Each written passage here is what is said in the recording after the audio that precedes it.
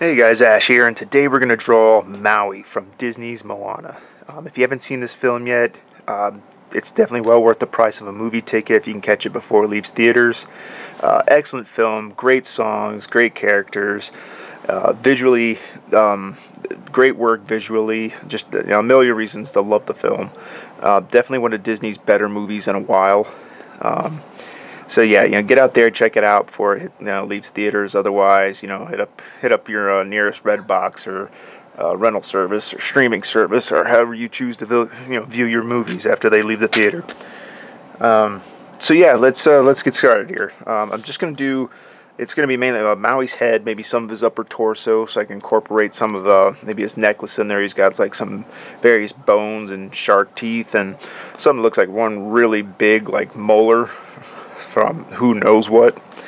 But yeah, so we're just gonna start with that. I went and checked out one of the videos. It's actually his song "You're Welcome." The video's on YouTube, and I just found essentially just took a screenshot of a pose that I liked, and I'm gonna be working with that. I'll try to incorporate the picture or link to it or something directly into the video later. But for right now, we're just going to get started with the basic shapes. Definitely a technique that lends itself really well to doing Disney characters and just most things in general, is breaking it down into simpler shapes. It's easy to get hung up on all the detail, and when it comes to drawing something, especially like people's faces or people in general. But yeah, if you just break it down into simple forms, then it's a lot less intimidating to tackle.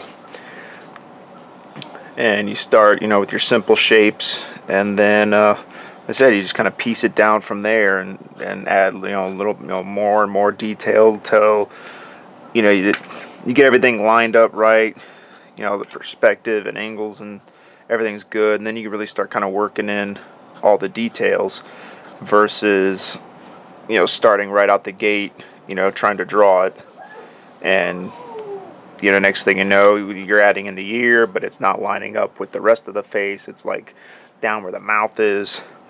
Yeah, I had lots of issues like that back in the day growing up, and I mean, there's nothing wrong with it. You might get it right, the first go around. Doing it that way, and that's fine. It's just this is a great way to approach characters and things in general. Yeah, I'm just breaking it down into simple shapes. So what's great about Maui especially is he's got like a really kind of big, like angular but fat head. So it's kind of hard to go wrong with getting the layout for this character done. This is just very simple weird head, and it's funny, like they give him a big fat head, but he's got these little beady eyes. They're like really close together. It gives him a very comical look. Alright, so what we got here is this cheek to cheek. His head's at a slight tilt, angled downward somewhat. So probably have to improve upon this angle right here a little bit more. Get down to the chin right through here and come up to that cheek. Come in here with a kneaded eraser, really great erasers. Kind of clean it up a little bit. Some of these. Yeah, there you go. Yeah, see, this is just going to be a very rough sketch just to get the essence of the character out there. And what I'm going to do in another video is get it transferred over. I'm going to get off this just basic Strathmore sketch pad. This is going to be the rough image, and then I'll clean it up and transfer it over onto like a piece of Bristol board paper. And yeah, either turn it into like a nice either inked picture or leave it all in graphite and shade it in nice. Same with the shot here. There's a lot of great a lot of great shadows, really great, light source, the sun beating down. So you got a lot of great shadows in his face. It gives a lot of character.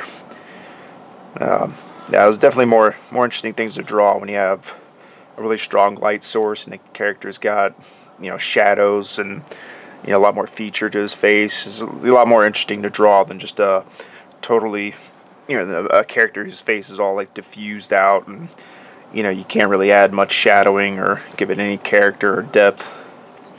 So what I do here is, because the head's at a slight angle, try to get a bit of a guideline here through the middle.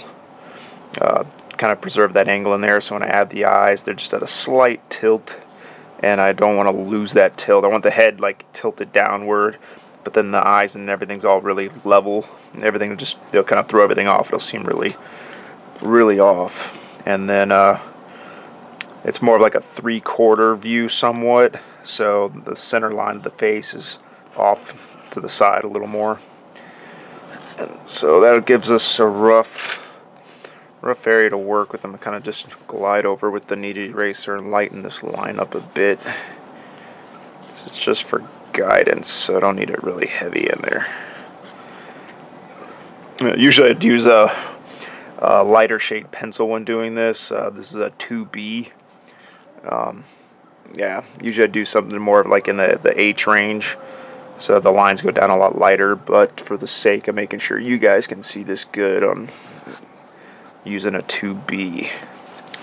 So let me adjust that one there. Alright, so now let's start finding where is I'm going to work from the center of the face outward. So we're going to do with the eyes and the nose. It's all right here in the middle. So if this is going to be the center line here about where the bridge of the nose is, I'm going to put this eye right over here. And so his eyes are kind of big and a little, I'm going to say really big. It's like they're big and yet too small for his face. This is kind of a very comical character design. They have this guy, this huge head and body, and he's got these like little eyes like really close together, but they just seem to pop out of his head at the same time too. Alright, this one's somewhat blocked a little bit by the bridge of the nose coming through over here. Let's see, let's curl up. It's right there, and like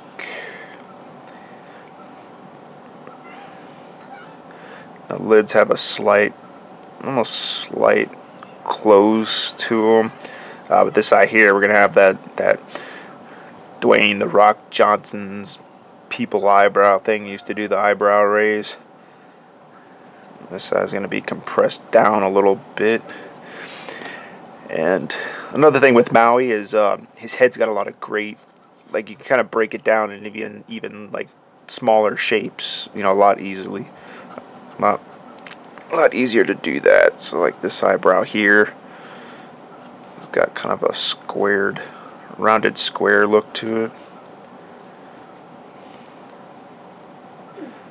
And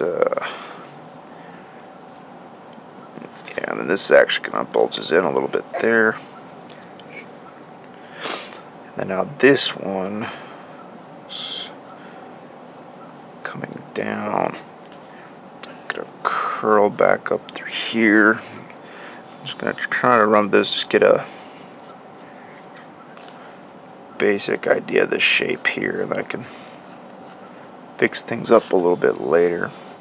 So it's great, you work from the middle and work your way out, and then as you build up and try to make sure everything's in the proper perspective. And so now let me get this in here and proportionate to each other. You can always go back and expand the outer perimeter of the head. It just gives you a rough idea, but say like I can already tell from the way I'm working things up in here, it's a little bit too big for the size of the shape of the head, but it's easy enough to just go back and fix, enlarge those outside construction lines. A lot easier this way than it would be to have to go back and redraw in the exact detail and stuff if you had drawn it the other way. So, got his eye here.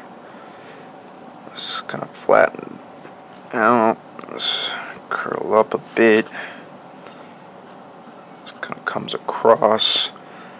And yeah, I have to give a little more room to the forehead up here to get some. It's got some forehead wrinkles and stuff coming in. Let's see, we work this eyebrow in here. A little shape. Curves down. Like I said, this looks pretty rough and terrible now, but it's just all part of the process. I mean, you get something rough in there, and then you just keep working at it and changing it. You know, it doesn't have to be right 100%, you know, the first time you put the pencil to the paper. Alright, now his nose is pretty wide and sort of flat. Look at that nostril right here. And the other nostril over here. Let's see, throw an eyeball in there. This one will curl up.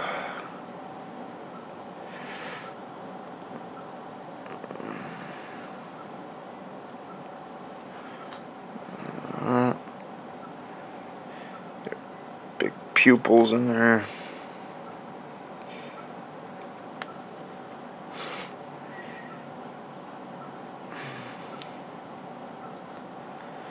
Yeah, alright, it's coming along. So their eyebrows down through here.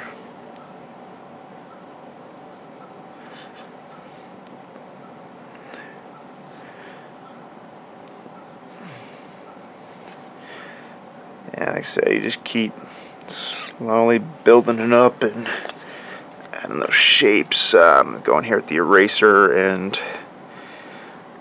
let's see, get this forehead a little more room to work with up here. Bring that down. Alright. So we got the eyebrow. Need some room for this forehead crease that comes in. Dips through here. There we are. Alright, and then about X amount of room. He's got like a slight widow's peak kind of dip to his. Well, if you look more at the actual, I guess the head itself comes right across, but the hairline gives it a little bit of a widow's peak through there. Alright, let me come back down to this big thick eyebrow there. Alright, yeah, it's looking better now.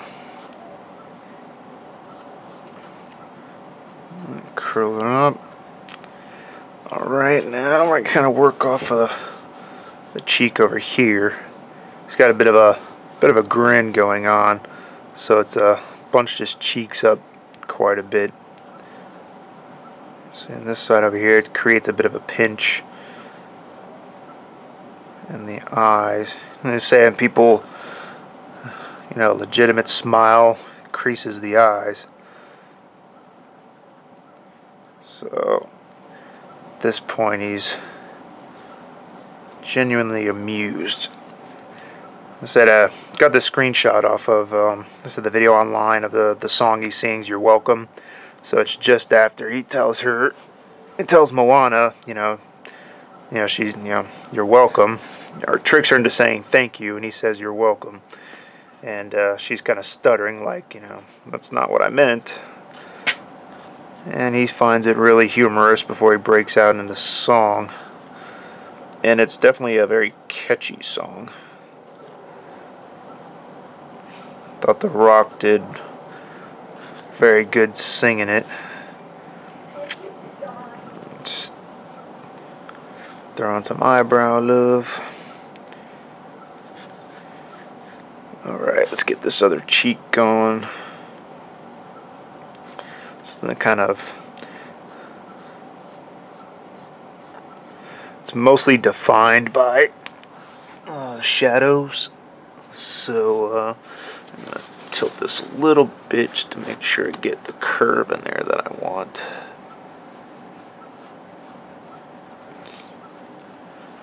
I mean, that's probably one of the things I want to say I almost enjoy a little less about everything being all 3D animation these days is, you know, unless you have very, very good like dynamic shadowing and stuff in the scene or with the character, you know, there's not a lot in the way of line work anymore to, you know, draw from. You got to kind of rough it all out, almost like doing it real world. Let's see.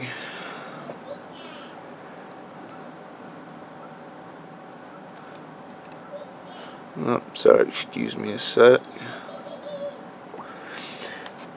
Alright, yeah, it's working. It's working for the cheek.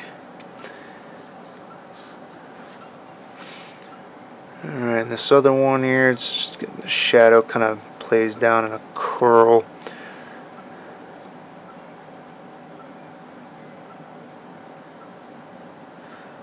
And then, alright, now these are kind of the two furthest points of his smile through here. So I always find it helps to set those up initially, and then yeah, then you kind of work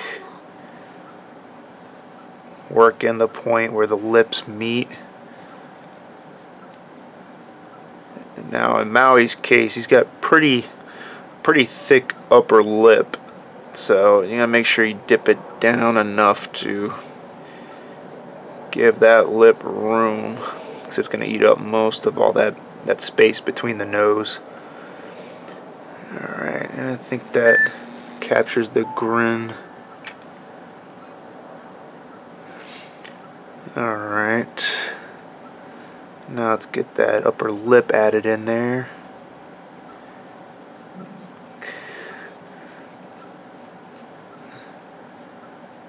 That comes up and then dips down pretty sharply over here on the side.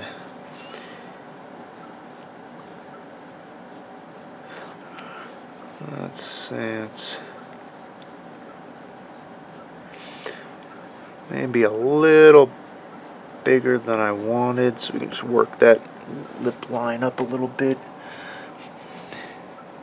And like I said, nothing's 100% your first go around.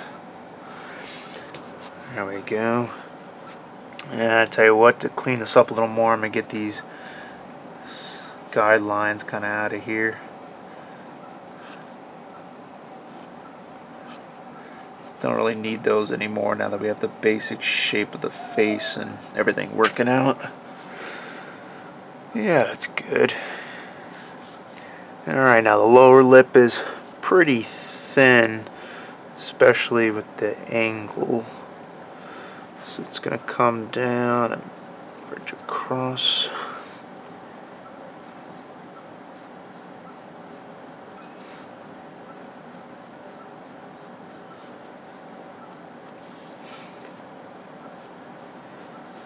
Yeah, that'll work. And then his chin is most of this space here. Seeing a little shadow area forming right there. Let's see.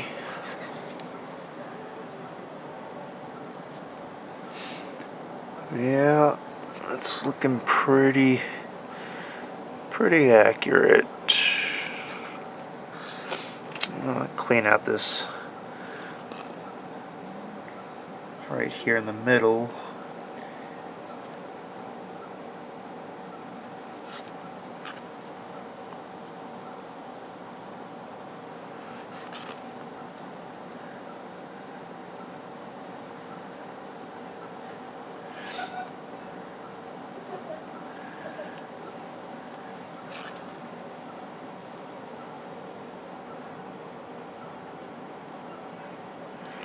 Yeah, there we go. Actually, I want this lip to kind of Makes a slightly sharper twist out to the side. And then this, fix a little bit. Kind of approach it a little differently. Get a little bit of a dip in it.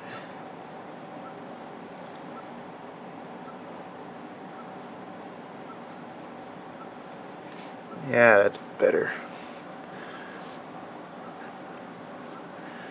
A little bit better. Like I said, he's got a really big upper lip.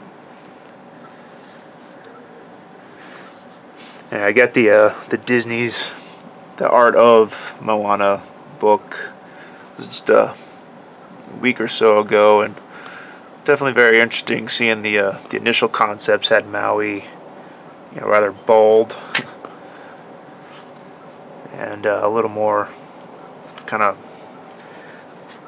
mean looking.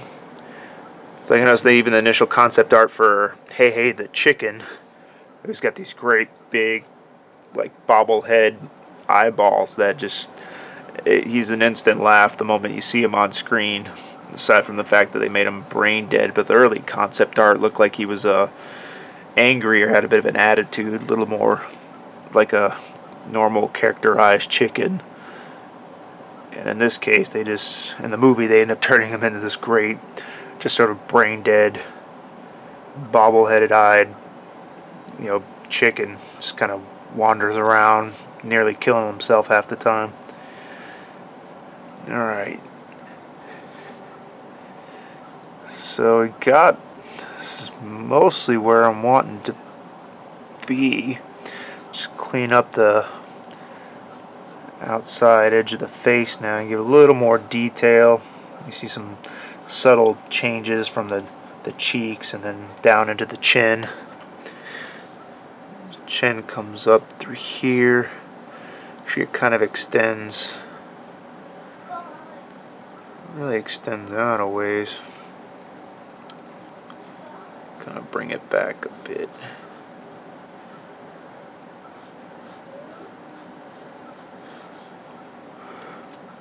I think I want to shrink that smile up a bit. I think that's what's kind of throwing me off. So I got the outside edge of the smile. I want it to kind of come back in a little more. So need an eraser. Tighten it up. Yeah, because it's really more of a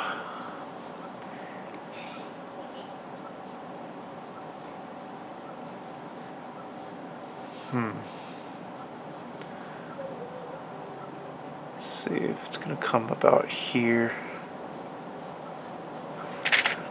To kind of rework a lot of this lip.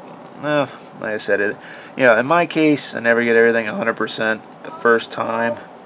But that's the beauty of pencil and paper, is you can just kind of keep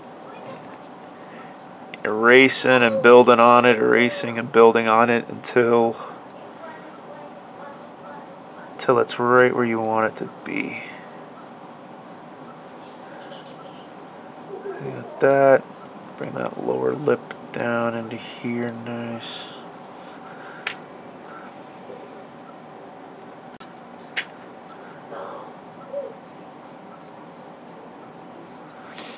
And definitely with these 3D characters, what'll help bring this together a lot more is to start laying in some initial shading lines to kind of really help build up where I want the character. Yeah, this chin line. If you look at the picture, at least my reference, the outer edge of the chin here mostly lines up with the outside edge of the mouth, so that's a lot more accurate with it. And then we got some curve here to the jawline, and curves back up into here. Yeah, it's looking a lot better. Alright, now what I think I'll do is start getting my lines in here a lot more accurately.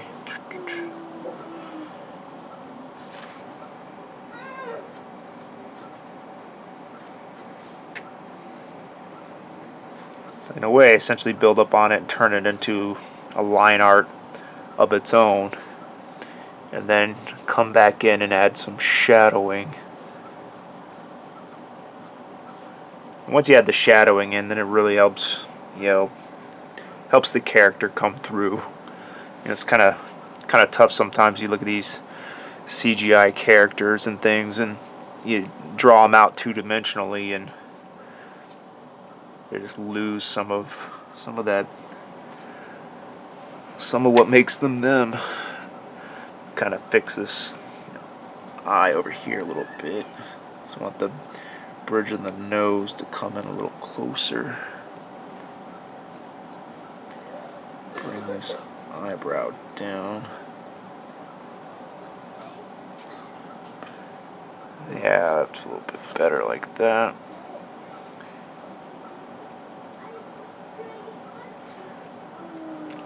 That pupil in there, a little color to the iris. Yeah, like I was saying before, some initial concept art of Maui had him bald and didn't really look great bald. And as you can kind of see, the character itself, I mean, it's from my sketch here, it doesn't look very great bald. So instead they gave him this big mane of curly dark brown hair, and it's definitely an asset to the character design. It's almost like a what was that model guy at the time back in the day, Fabio?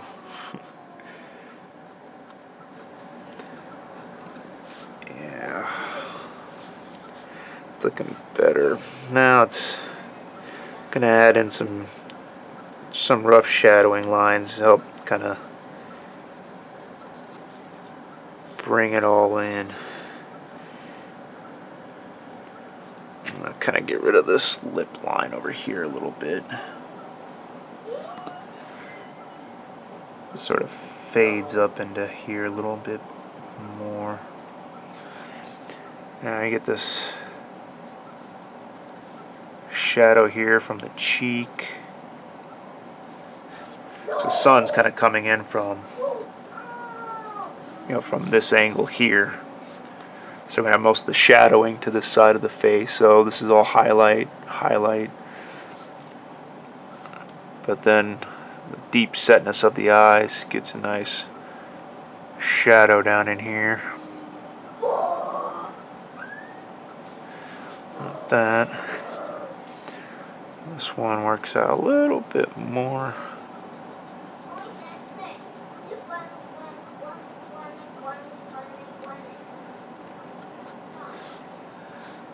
Down, some light shadowing through here.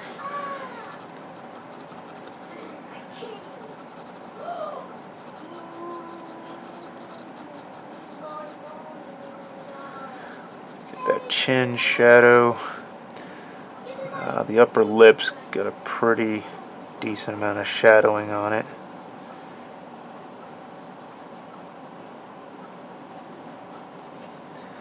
And then we get some in here under the nose,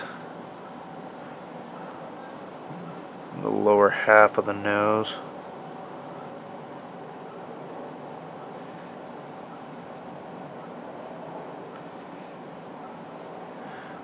Crease in there, and then this cheek. Throw some shadow across the lip.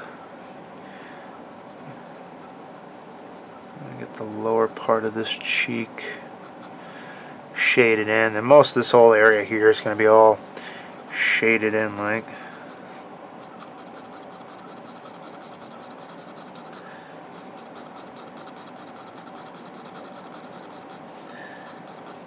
Get that all filled in nice.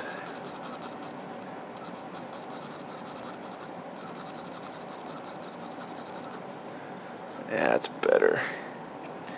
I get a pretty solid shadow coming in through here.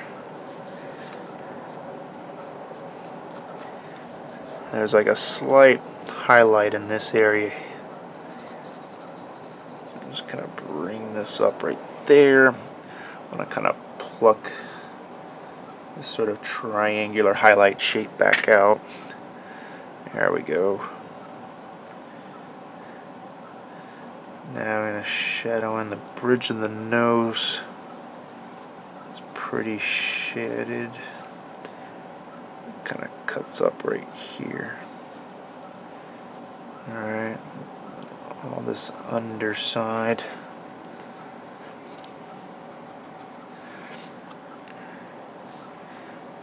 Alright, yeah, and then also most of this here is going to be all shadow.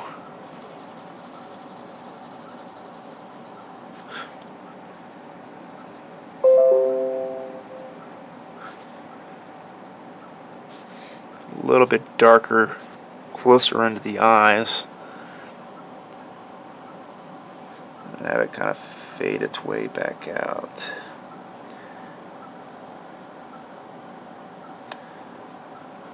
Alright, come in here with this kneaded eraser, and what's great about these, you can kind of shape them to the, to points or whatever shape you need to get in there and, get tight areas. In this case, the white of the eyes. Kind of come back in here and clean up the eyes a little bit more.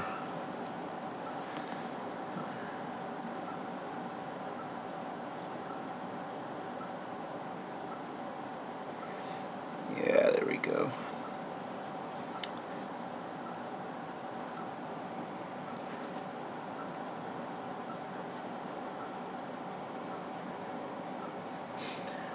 Yeah, get that little bit off the lower lip. I want to kind of thin this lip up a little more. Just incorporate it into the shadow beneath it. Yeah, it's looking a little bit better.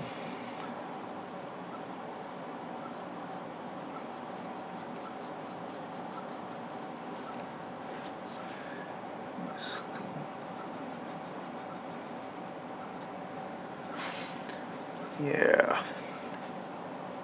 So yeah, like I was saying before, I definitely think this is one of Disney's more, well, definitely one of their better features. Like, Frozen was apparently a big hit, and I never understood what was so big about Frozen. I didn't find the songs all that, memorable, or the characters interesting. It's, I love the twist to it, where it was, the prince turned out to be the asshole. But, I mean, beyond that, I thought the story needed a lot more work.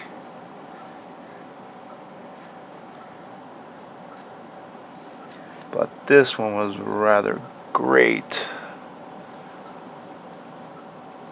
There's one thing I like about the Disney films. I mean, I guess it ties in with their princess films, is how they capture, like a different culture or something each time. So it's like each princess represents some other culture. But I think the one time they messed up was with Princess and the Frog. It was like everybody pretty much took that to be the the African American Disney princess, and I know that was another one I couldn't get into. I don't even know if I finished it. And I just figured they missed an opportunity to do something, really special with that one, like capture some interesting, African tribal culture, the artwork, like a lot of African wood sculptures and stuff. Just really, really interesting, sort of fascinating artwork. And they had a real opportunity to kind of capture all that in a film. And then on that, but with it being like an African tribal princess, they could have incorporated plenty of animal sidekicks, and they could have even cameoed or snuck in characters from The Lion King, or even if you just saw in the distance Pride Rock or something. I thought that would have been a lot more interesting than the weird yeah, I don't know, the weird jazzy New Orleans thing they came up with. But yeah, I mean, hopefully they revisit that idea, because I think that would have spoken a lot more to what they've been doing with the princess theme, compared to what they did with that Princess and the Frog film. And what I liked about Moana, though, is it doesn't really emphasize her place too much. I mean, you know, her father spends a good chunk of time trying to keep her out of the ocean, and, you know, learning to accept her responsibilities as the future chieftain. But you know, beyond that, though, the bulk of the film isn't so much about her, you know, trying to become the chief, although it definitely, her adventures and everything definitely work to develop her character that way. But she's mostly out to, you know, restore the heart of Te and, you know, bring like prosperity or balance back to nature, as well as reconnecting with the ocean and her people's roots as I think the term is wayfarers, but, you know, traveling by sea and, you know, navigating at nighttime by the stars. And it's definitely interesting when they touch down on cultural themes like that.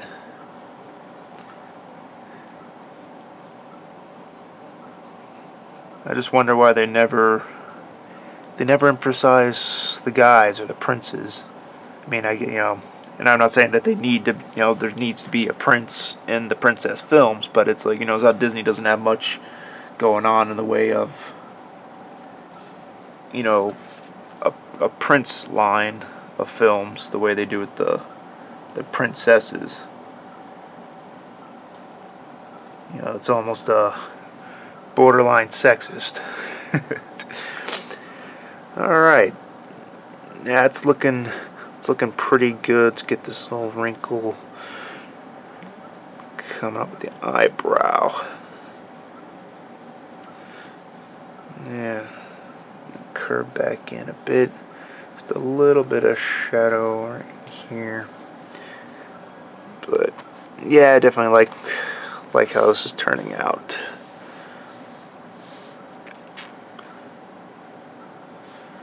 This chin swap back out here. Keep that angle nice. Yeah. Alright, I think we'll try to get an ear in here before I start kind of messing with the hair. As ear sits, top of the ear lines up roughly about here.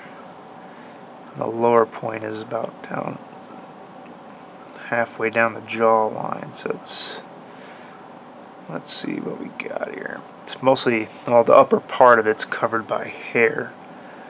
We're gonna round this out.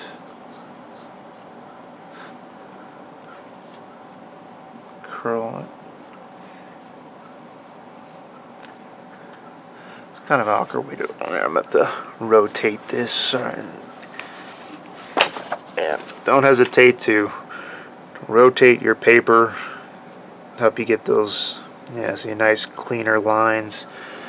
No rule saying you have to keep it all sitting one way.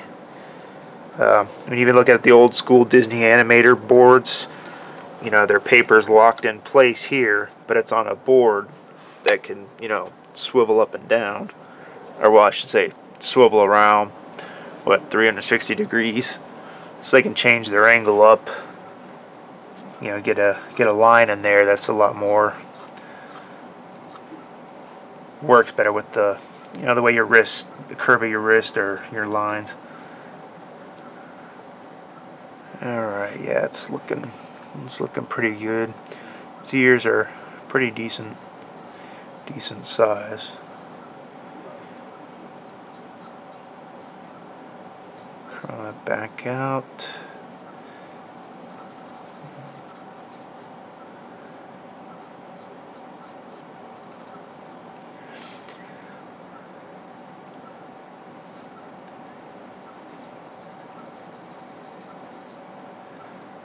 Alright, some heavier shadowing along here, but then overall the whole ear itself is pretty much in shadow.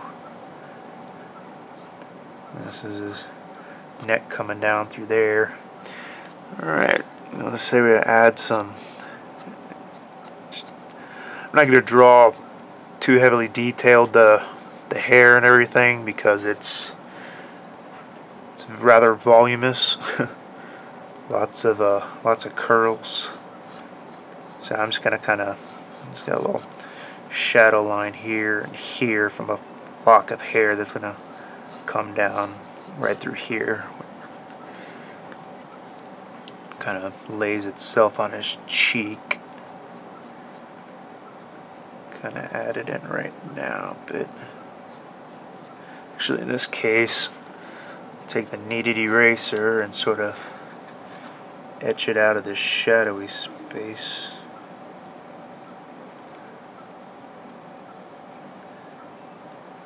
Like that.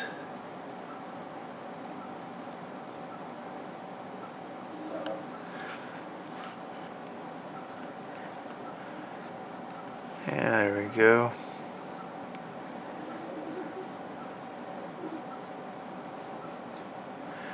So he's got really curly or like wavy hair. A lot of little locks of hair.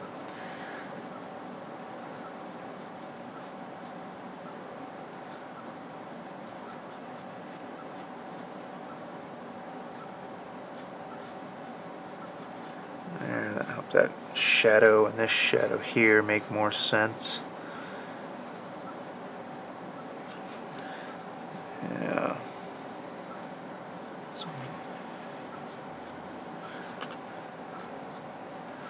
Alright, and then yeah, even coming down through here, it's mostly all hair.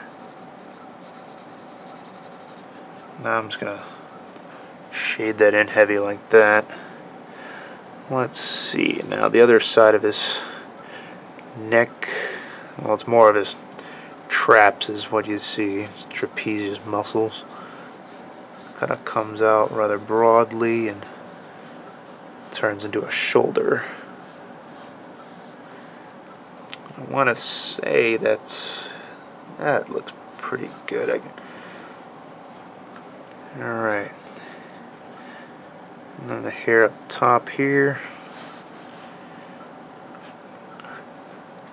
Let's see.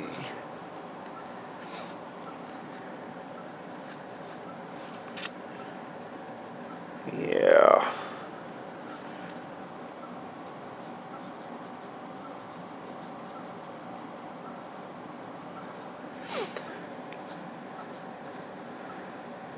This is working out rather well. Just gonna add some shadowing in along here just to indicate the hair. Like I said, really curly and wavy locks of hair, and I'm not going to spend too much time on detailing on that.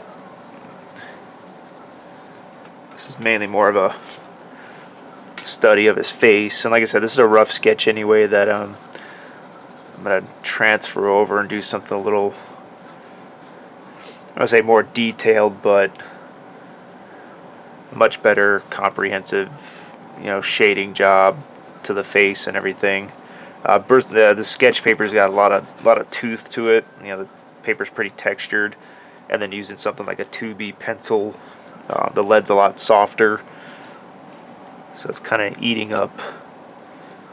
eats up that pencil lead. And as you can see, it really, with this toothy paper, you got a lot of valleys, left in here. You gotta kind of keep hitting it to fill it all in. Bristol board or paper, a lot smoother, a lot better to work with, in my opinion, when using graphite shading. I mean, unless the tooth of the paper helps get you what what you're after. If you want something in your scene or your picture to have like a very grainy, toothy look, then yeah, by all means. Something that helps is you can use something like a brush and come in and kind of help smooth things out a bit. You see how it kind of softens everything up. You kind of get in there, especially with the sketch paper. It helps you get into like the tooth of the paper. Kind of spread the graphite around, so you can definitely add like some various tone to it. I mean, yeah, you kind of make it out on the video there. Then you come back in and like a kneaded eraser and definitely punch up your highlights.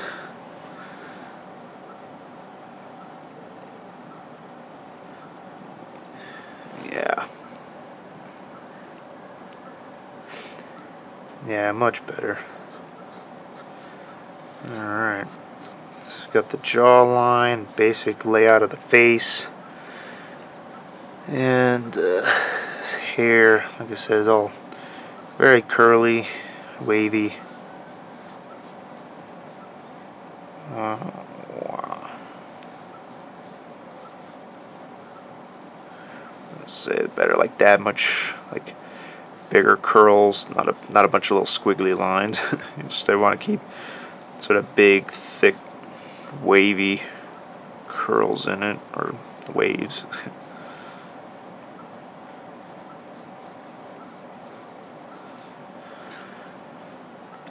Now, the way the character is, his hair stays really, it's like kind of like low, close to his head, on top, and just like the weight of it kind of pulls it all down and out, so it's got this weird effect where it kind of builds itself out and flows around almost mane-like along the outside of his head.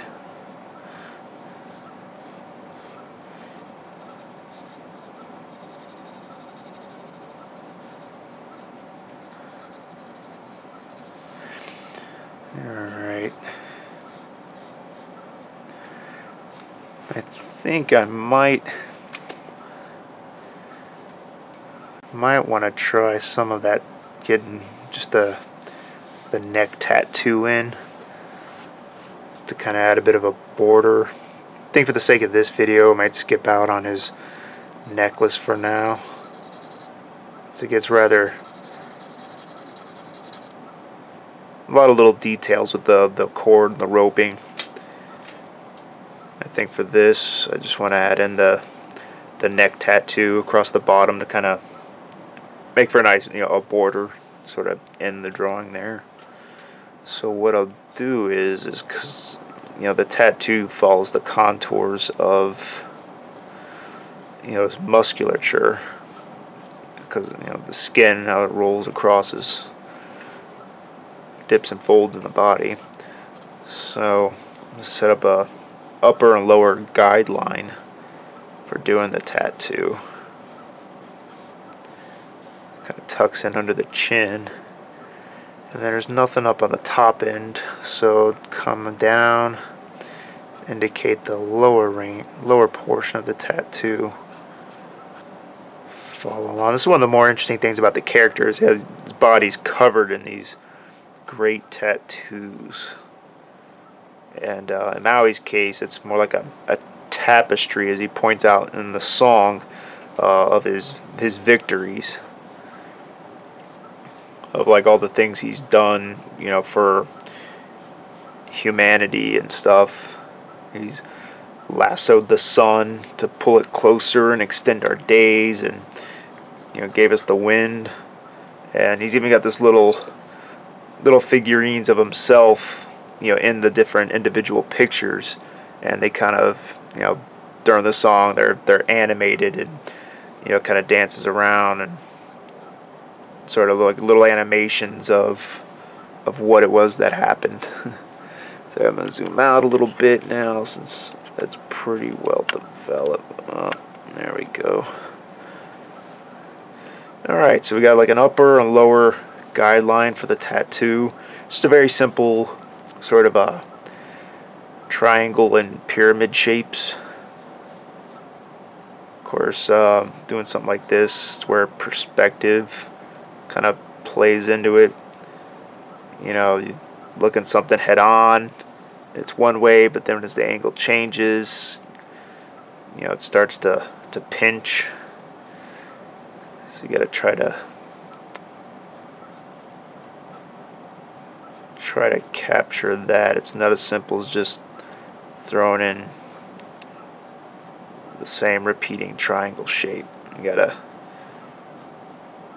It also, you know, bends and folds and twists with, you know, his body's curvature.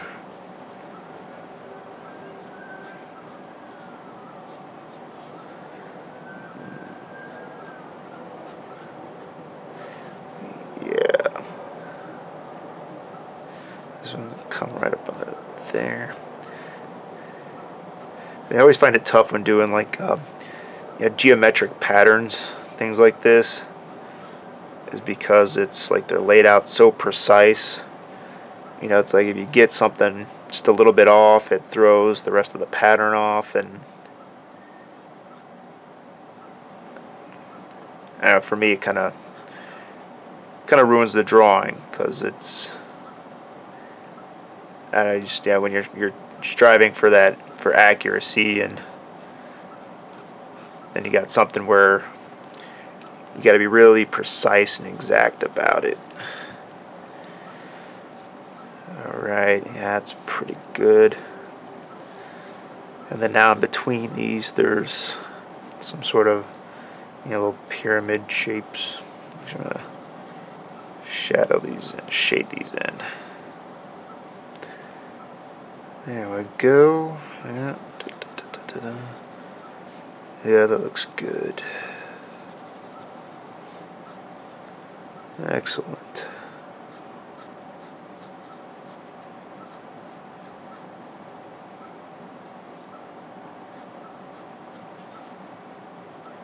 Now another one. And then there's like a little pyramid shape in there. Alright, and this pattern pretty much just repeats, you know, across the way.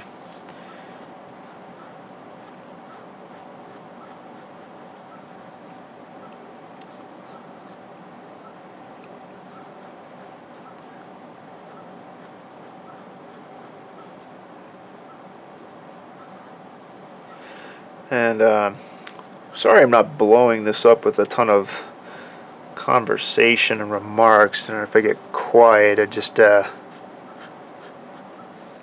I'm not usually not typically a big talker, and I end up being fond of silences. But that's just also when I'm drawing anything, you know, requires concentration. You know, it's a bit tough when you want to try to focus on what you're doing, but then at the same time, you know, you're trying to fill a silence with conversation, and it can get kind of distracting when you're not used to it. But I don't know, I hope to go through and do a lot more Disney characters like this, and yeah, and just over time, you know, better videos, better quality, you know, a little more to say, a little more concise, and hopefully more to share. I mean, largely, you know, I'm doing this because I've been doing art, you know, on and off most of my life. You know, I think I want to tuck more of this chin in, get a little more tilt to the face. But yeah, like I said, I've been doing art, you know, on and off most of my life, and even now I work as a spray paint artist out here in Las Vegas.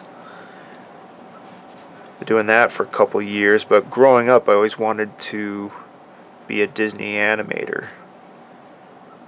But by the time I was old enough to get anywhere near that, it was, not only was I woefully unprepared, but Disney films are heading toward, computer animation.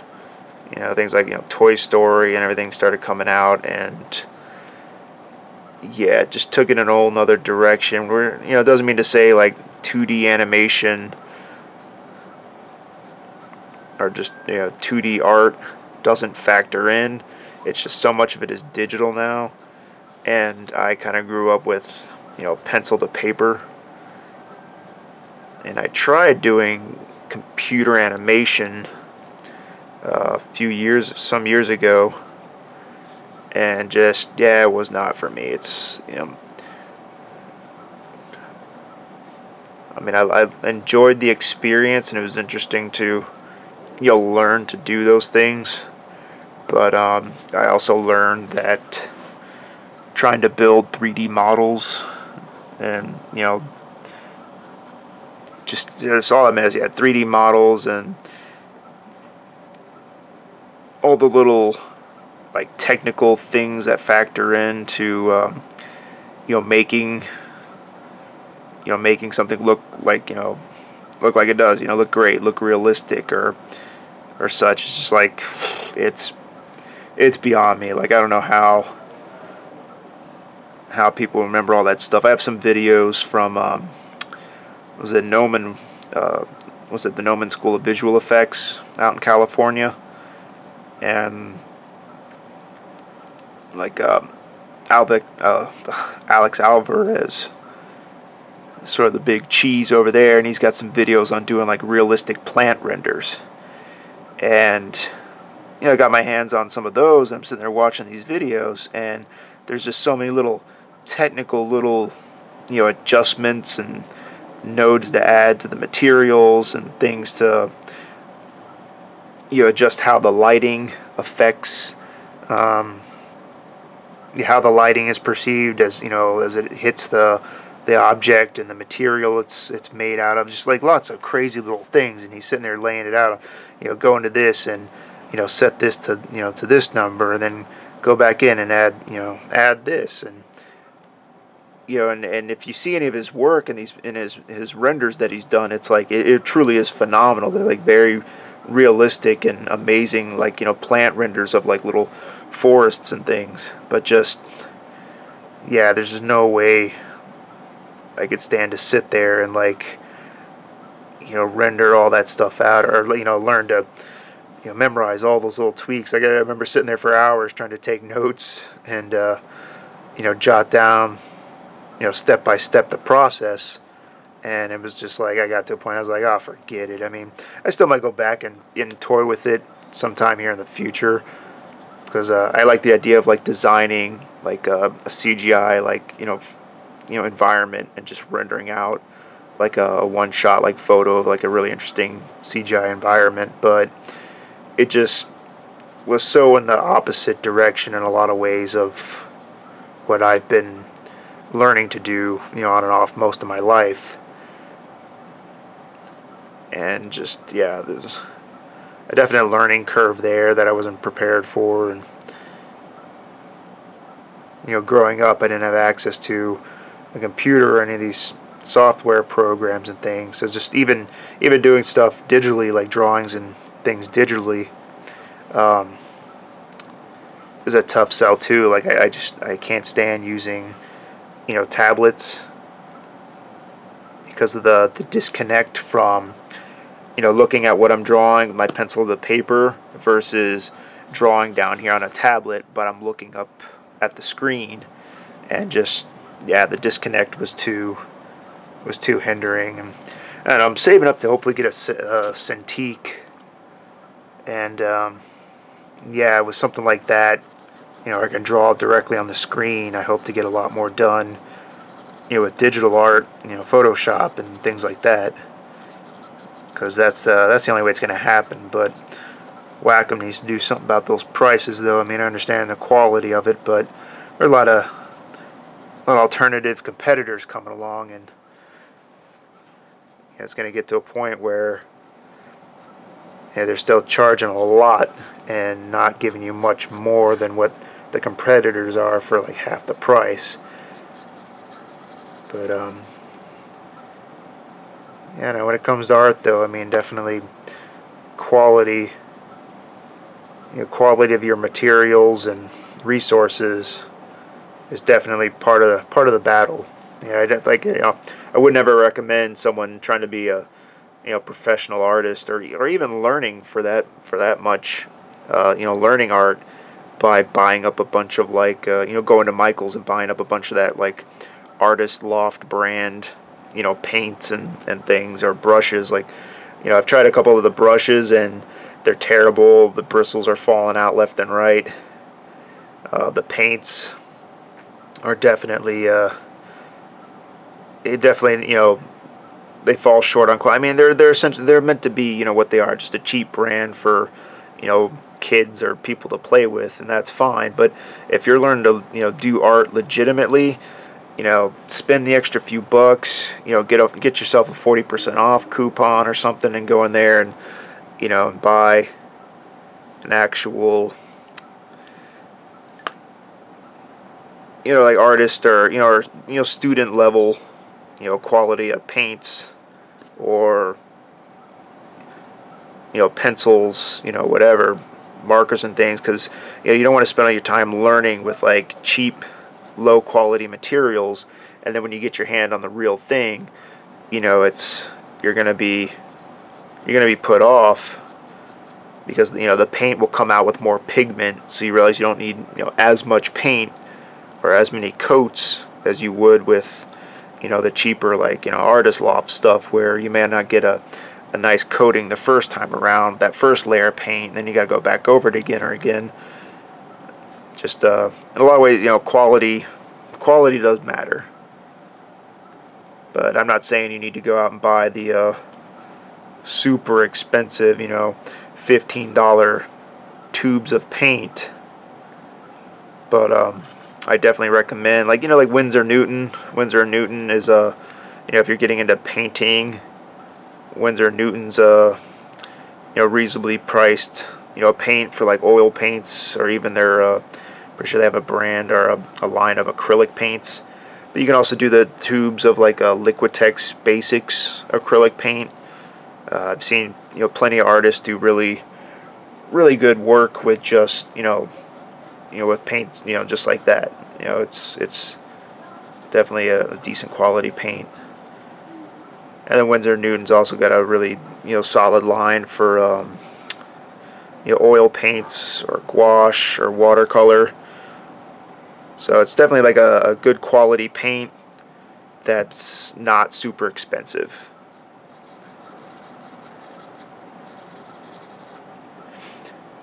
Yeah, it's coming along nice. Yeah, and the shadowing and everything definitely brings the character to life.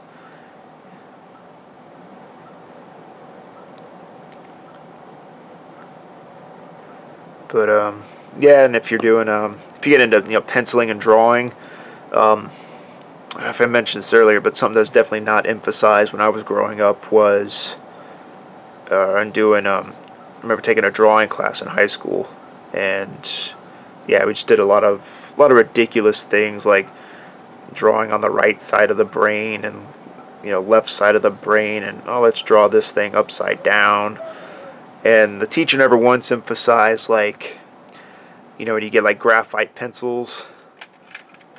I used to just do all my drawing with like a 2B, or not a 2B, an HB, regular number 2, pencil.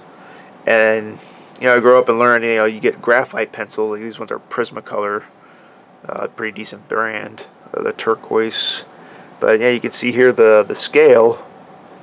All the different pencil types, the different shades. Like the harder the lead, the lighter it comes out.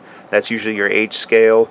And then the B, it's a lot bolder. The leads are softer, but it comes out darker. So like I'm using like a number 2 pen, the 2B here, and it comes out pretty dark. But yeah, you got this great range of tones and values to work with when drawing, and all of that was like never once mentioned.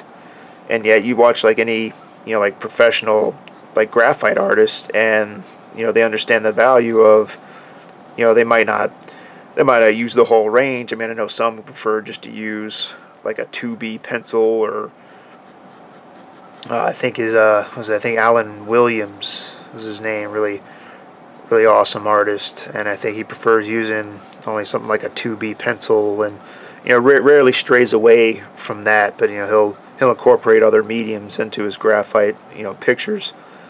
And but then there's guys like was it Daryl Tank, who developed his 5 pencil method, where he'll use like 2H scale, 2B scale, and then a letter B pencil, and he's works his way from one end to the other. So he'll start out with like a 4H, and then build up his layers from there to the 2H, which is a little darker, and then the B is that much more darker, and eventually a 2B and a 4B, and you get a really great range. He does amazing like portrait work, animals, just one of like many phenomenal graphite artists. I never know if I say the guy's name right, but Johann Losel or such. Really great, like a French, pretty sure he's French artist, does a really amazing graphite work, but uses not just pencils, but then also it's called like liquid graphite. You get it as you get like a little like little can of it's just like a big like puck of like solid graphite, but you can use a brush with the brush and kind of brush it on there, and it almost works like I also think like those like watercolor paints you get where the paints are already, it's like a little disc already sitting in the tray, and you just kind of hit it with water and get it up on your brush, and then go ahead and put the paint down to paper. I use stuff like that, and you can do that with with graphite now, and you get really amazing results with that too. You just paint it on there, and yeah, it's really phenomenal thing. Graphite powder, just a lot of variety. But back to my original point though, is like don't skimp out on quality. You don't got to go for like professional artist quality right out the gate, but I definitely think you hold something back if you start your training or your learning with lower quality materials. Although I admit to using mostly, as I learned to oil paint, acrylic paint better, I definitely don't hesitate to just throw down on those Artist Loft brand canvases from Michaels. So I still got a ways to go, and Michaels usually has a lot of great deals. The canvases are pretty cheap. They could be a little bit better quality, but you throw on a couple layers of gesso, and you got a great surface. And in a lot of cases, it's most people they're not going to know the difference. Yeah, and I say that with canvas, and I don't mean to like cheat people out of quality. Don't become a snake oil salesman. But it's just when it comes to something like a canvas, as long as the art looks great, people really aren't gonna. Most people aren't gonna, know the difference between an Artist Loft brand canvas and like some like Dutch linen. You stretched it and stapled it and threw it all together yourself at home kind of thing, and a canvas that essentially costs twice as much or more. I've seen the frame pieces at Dick Blick art stores, and it's like the cheapest was like $3 or $4 per piece of frame for just one that would come out to like a 20 by 20 or something. So you're spending $15 just for the wood part of the canvas, and then several bucks more on the canvas material, or even more than that sometimes. for the canvas or linen or whatever it is you want to use to stretch it, between the frames and paint on. So, but again, that's like more, and you become a professional painter or artist, your clientele goes from folks looking to spend around $100 to folks willing to pay several hundred to several thousand. Well now, obviously a better quality canvas is something that's going to certainly factor into all that. You can't sell someone a painting for several $100s and then or several thousand even, but then it's it's painted on a cheap artist loft canvas.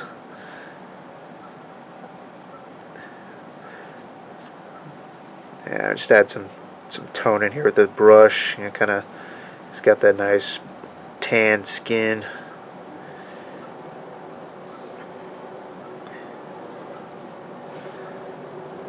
Yeah, this is just about pretty much done. I mean, I'm gonna add just a few more little details, indicate the wisps of his hair.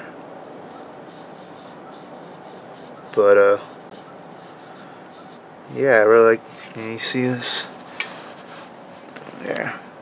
That's definitely come along a lot nicer than I initially was thinking. Like I said, you keep working at it. You make your alterations and changes as you go.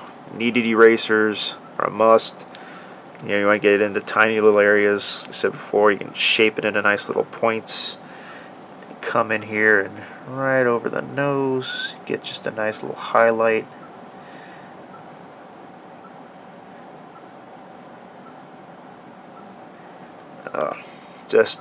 Yeah, total necessity of a tool when you're working with graphite. And actually, I think, looking at it again, actually I want to dip this brow line, this crease, dip it down a little lower. So it actually comes down a little more. I think it sort of fades out a bit this way. Yeah, I think just a little more forehead going on. Kind of come in here and erase some of this out and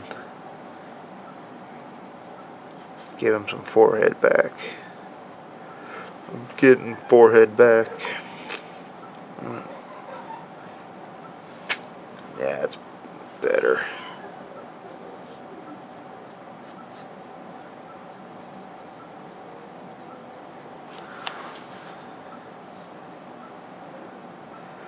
And a little shadows, kind of add a little bit into here.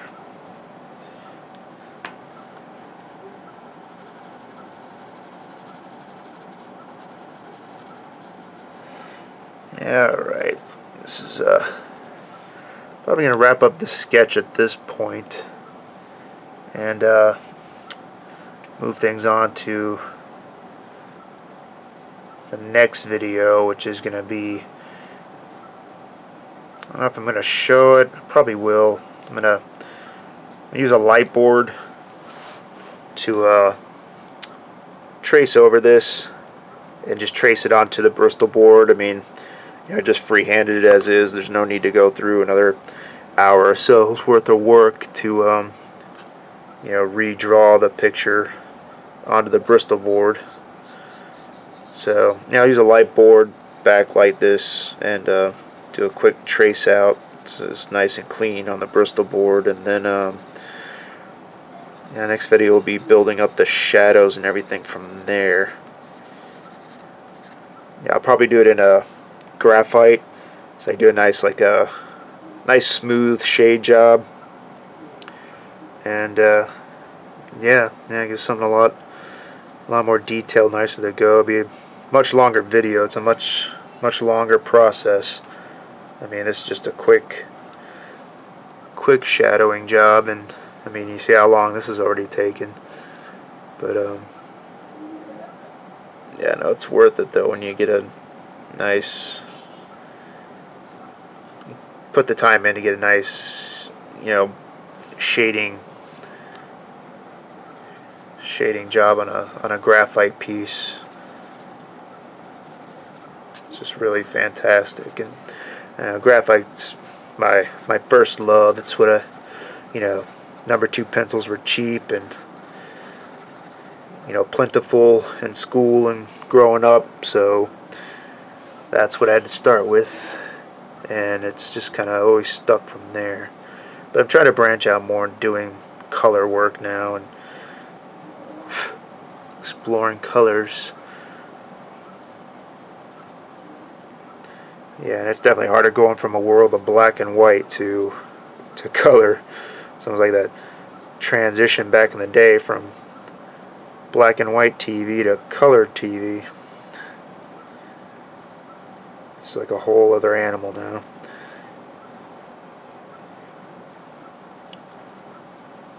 But black and white's a really good place to start, though. Learning, you can make an image or your picture pop or talk to an audience with just working with the values.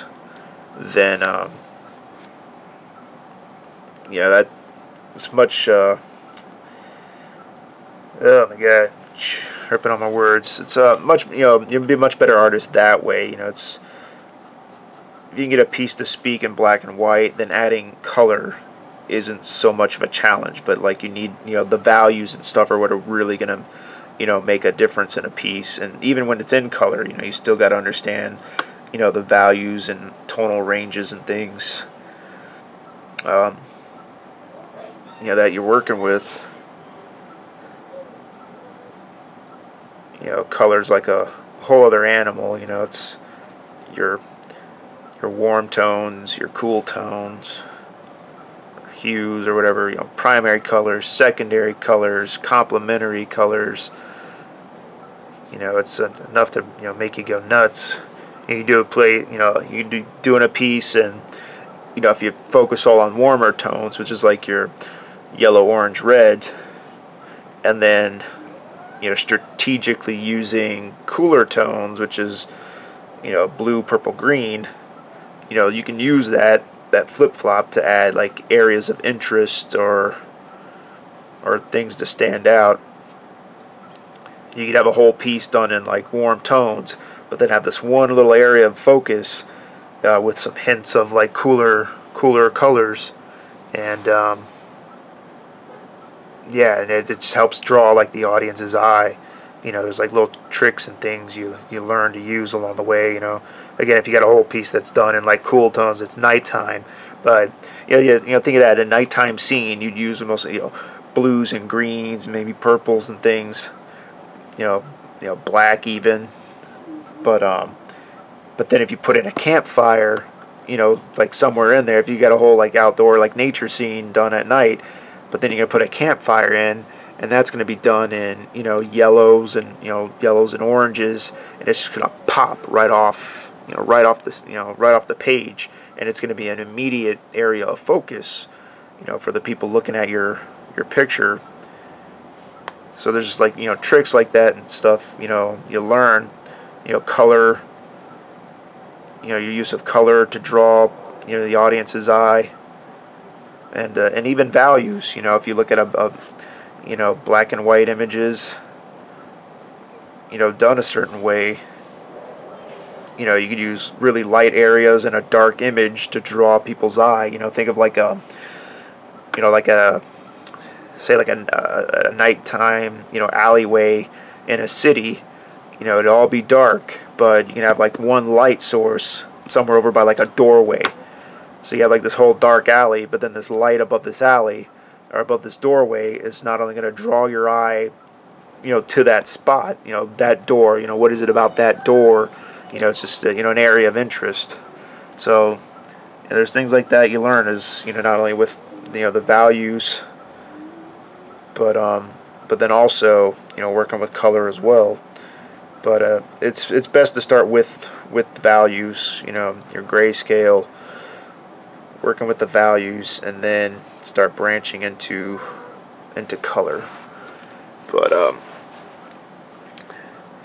yeah, so I think that's going to be good, for now. It's just a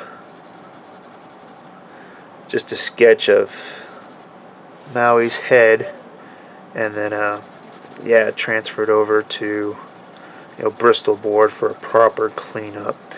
Not entirely sure what I'll end up doing about the hair, if I want to go in and try to add a bunch of hair detail, or just just the outside edge and then black it all in. It's just kind of part of the style for the image. But yeah, all in all, I'm pretty happy with how this turned out. And yeah, thanks for sticking through. I didn't bore you to death. Hopefully you learned a little something, or you just enjoyed watching the sketch. And hopefully you come back and check out the final video. I'll probably have that up later this week. So yeah, stay tuned. Appreciate it. Thanks a lot. Tackle this new year.